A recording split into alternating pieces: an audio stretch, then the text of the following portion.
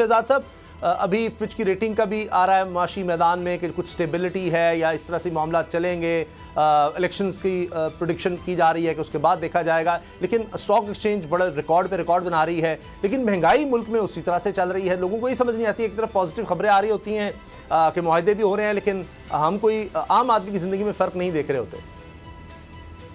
जी बहुत शुक्रिया। हाँ देखें, होता ये कि ये जो बेहतरी होती है ना, इसको आने में वक्त लगता है, और जो नेगेटिव चीज़ें होती हैं या जो ये कह लें कि ग्रोथ कम होना, महंगाई में इजाफा होना, कीमतें बढ़ जाना और करेंसी का गिर जाना, ये फ़ौरन होती हैं। और इसका भी जो इसकी भी बेसिस होती है वो बहुत साल तक, अगर पॉलिसीज ठीक ना हो तो उसका इम्पैक्ट जो है वो इवेंचुअली नजर आता है और ओवरनाइट नजर आता है। यही प्रॉब्लम है, पूरी दुनिया में यही होता है। डिफॉल्ट एकदम से क्या होता है कि डिफॉल्ट एकदम से जो है आप पेमेंट्स नहीं दे पाते, लेकिन उसके पीछे पूरी हिस्ट्री होती है। लेकिन जब आपकी चीजें बेहतर होना शुरू होती हैं तो पहले तो ये आपको ऑफकोर्स यकीन नहीं आता, दूसरा उसकी ट्रांसलेशन बहुत टाइम के साथ होती है। इसकी एग्जाम्पल इस तरह से होती है कि एक बायर जो होता है या दुकान वाला जो होता है, अपना जो इन्वेंट्री वो लेता है और वो जो बेचता है, तो इन्वेंट्री के अगर प्राइसेस गिर जाएं तो, लेकिन वो इन्वेंट्री की प्राइसेस क्योंकि उसने महंगी ली हुई होती है तो वो आहिस्ता आहिस्ता उसका इम्पैक्ट आता है जब तक उसकी प्राइसेस जो है वो नॉर्मलाइज नहीं हो जाती। तो मेरा ख्याल ये है कि आने वाले महीनों में महंगाई में आहिस्ता आहिस्ता कमी होगी, प्रोवाइडेड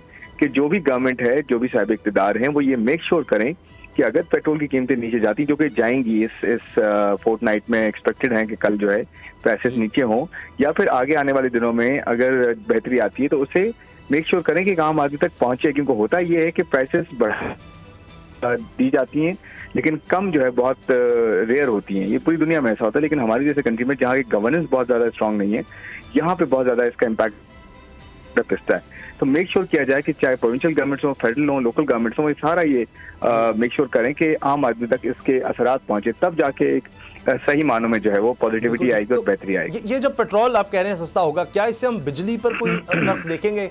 क्योंकि हम देखते हैं कि पेट्रोल पहले भी कुछ नीचे आया लेकिन महंगाई उसके बावजूद बढ़ी, क्योंकि गैस की कीमतें बढ़ गई, बिजली की कीमत उसके बावजूद बढ़ गई, सर्कुलर डेट फिर भी कम नहीं हो सका। ज़राअत की बात करें, सबसे बड़ा शोबा कहा जाता है, उसमें खाद की कीमतें बढ़ गई, ज़ख़ीरा अंदोज़ी उसकी हो रही है। तो ये भी एक मसला है कि कहीं अगर कमी होती है तो दूसरी तरफ उसी तरह ही मामला बढ़ता चला जाता है और जो टोटल इम्पैक्ट आता है वो फिर महंगाई की सूरत में।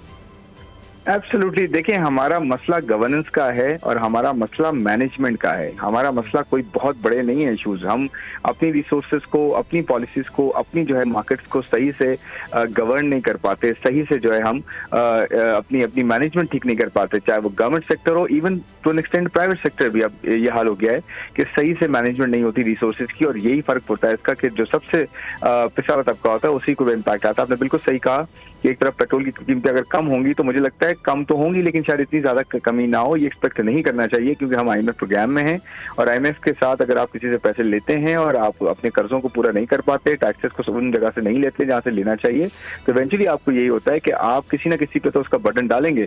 तो अनफॉर्चुनेट ये रहा है कि गवर्नमेंट में जो भी आया है उसने उन गवर्नमेंट के खर्चों को ठीक नहीं किया, यानी कि खर्चों को कम नहीं किया और अपनी टैक्सेस को सही जगह नहीं लगाया, जिसकी वजह से सारा निज़ाम जो है, पूरी इकोनॉमी का निज़ाम खराब रहा है, आम आदमी जो है वो सफर करता रहा है। तो मेरे ख्याल में ये कुछ ऐसा और चलेगा। रियलाइजेशन की जरूरत ये है कि पॉलिसी ठीक की जाए, रिफॉर्म्स किए जाए, एनर्जी में, फिस्कल में, टैक्सेस सही जगह लगाए जाए, खर्चे अपने कंट्रोल किए जाए, कर्जों को कम किया जाए, फिर आप देखेंगे कि आहिस्ता आहिस्ता 6 महीने लगते हैं, साल लगते हैं, 2 साल लगते हैं, जाके एक आम आदमी पे इम्पैक्ट आएगा। तो उस वक्त तक मुझे लगता है कि सिचुएशन जो है चैलेंजिंग रहेगी। बहुत बहुत शुक्रिया खुर्रम शहजाद साहब के अभी हैं कि अगर कुछ इन्वेस्टमेंट आ रही है मुल्क में या स्टॉक एक्सचेंज में बेहतरी देख रहे हैं तो इसको हम एक स्टेबिलिटी की तरफ ज़रूर एक कदम कह सकते हैं, लेकिन ये सोचा जाए कि जी फौरी तौर पर 1-2 महीने में कोई बेहतरी आ जाएगी, ऐसा कुछ नहीं है। इसमें 6 महीने से लेकर कम से कम 1-2 साल लग सकते हैं। अगर आपको ये वीडियो पसंद आई तो सब्सक्राइब करें और बेल पर क्लिक करें। सब्सक्राइब करें और बेल दबाएं ताकि कोई खबर रह न जाए।